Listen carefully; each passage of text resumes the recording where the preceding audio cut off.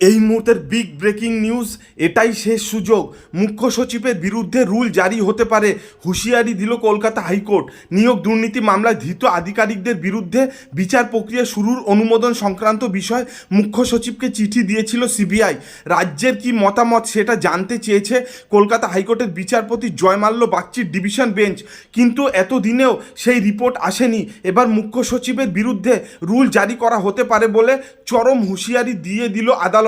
এই সংক্রান্ত মামলার গত শুনানিতে বিচারপতি জয়মাল্য বাগচির পর্যবেক্ষণ ছিল মুখ্য সচিব তার দায়িত্ব পালনে ব্যর্থ হয়েছেন। 23শে এপ্রিল অর্থাৎ মঙ্গলবারই এই বিষয়ে রিপোর্ট দিতে নির্দেশ দেওয়া হয়েছিল সরকারকে, কিন্তু মঙ্গলবারও মুখ্য সচিব কোনো রিপোর্ট জমা দেননি। গোটা বিষয়টি নিয়ে চরম ক্ষোভ প্রকাশ করে আদালত তাকে আর মাত্র 10 দিন সময় দিয়েছে। এরপর মুখ্য সচিবের রিপোর্ট না পেলে রুল ইস্যুর হুঁশিয়ারি দিয়েছেন বিচারপতি জয়মাল্য বাগচি। আগামী 2রা মে মামলার পরবর্তী শুনানি। মুখ্য সচিব এ বিষয়ে কোনো রিপোর্ট না জমা দিয়ে আদালতে জানিয়েছিলেন, নির্বাচন আছে, তাই এই মুহূর্তে তদন্তকারী সংস্থাকে কোনো অনুমতি দেওয়া সম্ভব নয়।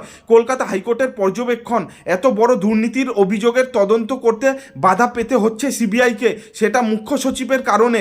এটা কাম্য নয়। 2 বছর আগে তদন্তকারী সংস্থা মুখ্য সচিবের কাছে অনুমোদনপত্র চেয়েছিল, এতদিনেও কেন তা দেওয়া সম্ভব হলো না, সেই প্রশ্নই তুলছে হাইকোর্ট। পরবর্তী শুনানিতে যদি মুখ্য সচিব রিপোর্ট না দেন তাহলে রুল ইস্যু করতে পারে আদালত। সিবিআইয়ের অভিযোগ ছিল নিয়োগ মামলায় রাজ্য কোনো সহযোগিতা করছে না। বিষয়টি জেনে ক্ষুব্ধ হয় হাইকোর্ট। রাজ্যের মুখ্য সচিবকে এই নিয়ে জবাব দিতে চূড়ান্ত সময়সীমা বেঁধে দেওয়া হয়। গত শুনানিতে হাইকোর্টের প্রশ্ন ছিল, পুলিশ কি এফআইআর করা বন্ধ করেছে? তদন্ত বন্ধ আছে? আপনাদের বিলাসিতার জন্য কি তদন্ত থেমে থাকবে?